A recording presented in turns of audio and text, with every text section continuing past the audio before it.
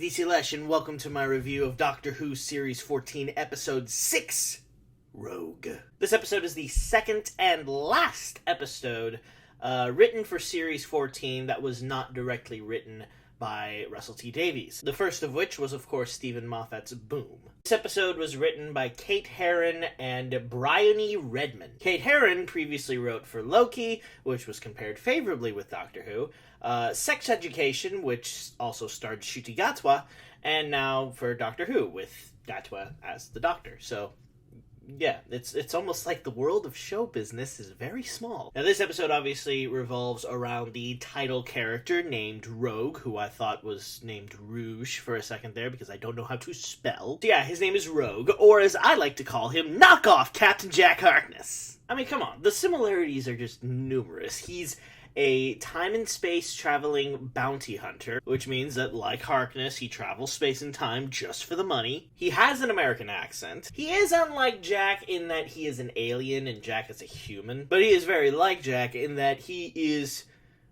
rather attracted to the Doctor, though, of course, not initially. At first, I thought he might actually be a time agent like Jack, but no, he's a bounty hunter. He doesn't have the cool vortex manipulator. He just has a giant ship that looks like something. For some reason, I see that ship and I'm just like, wasn't there a ship in the Avengers that looked something like that?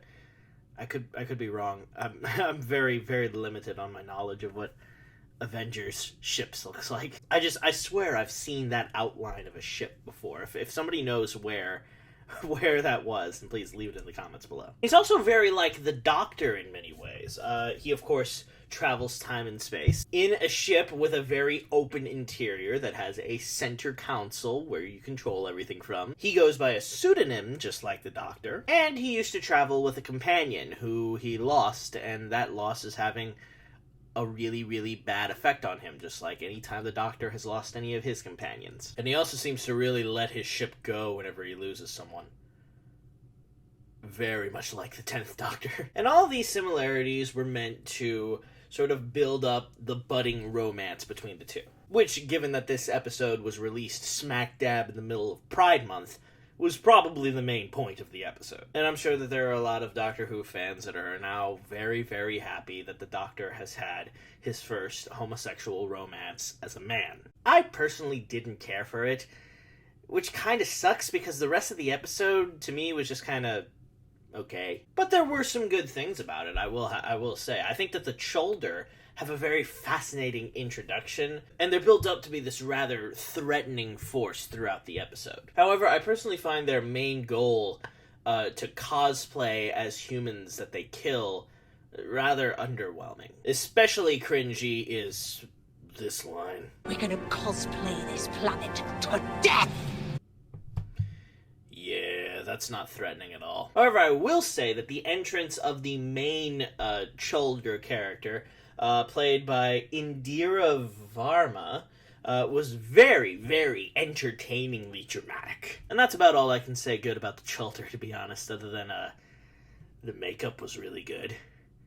Very cosplay-y. I also thought that Ruby Sunday exploring the world of the Bridgerton-esque social and romantic values with the soon-to-be-revealed as a Chulder Emily was rather entertaining. I also want to say that I basically knew immediately that Ruby was pretending to be a Chulder. It was slightly obvious to me given that her imitation of the movements of the Chulder were just that. They looked like imitations of the Chulder. Also, there was no weird neck-cracking sound that happened whenever she moved, so that somewhat gave it away to me. And also, there was just no way that they were just going to kill off the main companion right before the penultimate episode of the series. There's no way. And also, the Doctor doesn't confirm the kill. Like he thinks that Ruby is dead, but he doesn't run all the way to the place where she probably is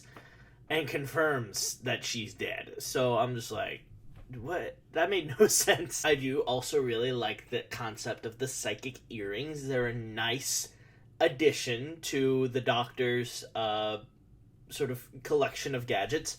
Although I do think they need to be given some limitations because earrings that can just teach you how to fight instantaneously. That sounds a little OP in my opinion. Yeah, they need to find some limitations with those things. Kind of like with the sonic screwdriver, how it doesn't do anything with a deadlock seal or wood or anything like basically that. Oh, and while we're talking about that scene, I did really, really enjoy the little orchestral covers of Lady Gaga's Poker Face and Billie Eilish's Bad Guy. I caught those in the background. I was just like, that's probably wasn't actually what was being played, unless somebody just like magically wrote both of those songs years before either of those artists were born. So, but yeah, it was a nice little bit of musical teasing. And of course, the Doctor lamenting the tragic fate of Rogue at the end of the episode, and basically talking about, it's just so impossible, we'll never be able to find him, there's an infinite number of dimensions that he could have been in. Yeah, he's gonna show up at some point later on, if not by the end of this season, then certainly by the end of this Doctor's tenure. Just we will be seeing him again, that is a guarantee. Overall, I would say this episode wasn't really for me.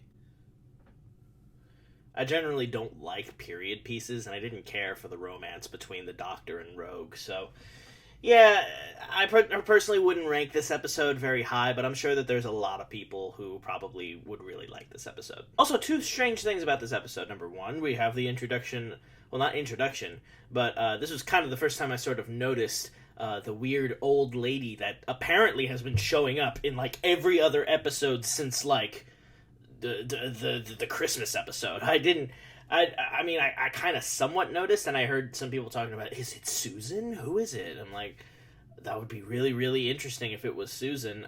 Is Susan the one who waits? Maybe. I don't know. Susan certainly waited a long time for the Doctor. Matter of fact, she's still waiting at this point. I don't think the Doctor ever actually went back to see her, which is really sad, considering that is the one thing he said he absolutely would do. Also, everybody was freaking out about this. In the scene where you get, like, the clips of, like, or the pictures of all the Doctor's previous incarnations, there's one incarnation that caught a lot of people's eye. It definitely also caught my eye. It was the version of the Doctor that was in the aborted and non-canonical Scream of the Shalka, which was played by Richard E. Grant. So we've got a non-canonical Doctor showing up in the actual canonical series of Doctor Who. Yeah, looking forward to seeing how they explain that, or maybe they already did. Maybe that's part of the whole thing where the toy maker is all like, I made a jigsaw out of your history, Doctor. And a lot of people are sort of taking that as just like, that's brilliant. We can retcon whatever we want. See, a timeless child, toss it out the window. We don't like it, we can get rid of it. Yeah, I don't think that they're actually going to be doing that. As much as I don't like it, I think we're stuck with the timeless child. Yeah.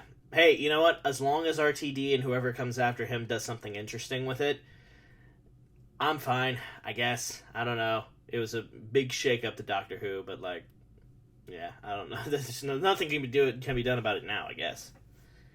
Although I do still really think it would have been way better if the Master was the timeless child. That would have just made so much narrative sense. He would have had a reason to actually kill all the rest of the Time Lords.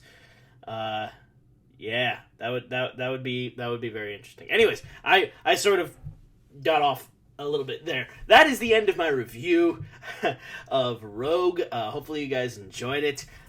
Please come back next time where we will review the penultimate episode of this series, the Legend of Ruby Sunday. So yeah, please come back next time for another video for you from me. And this is DC Lesh saying goodbye.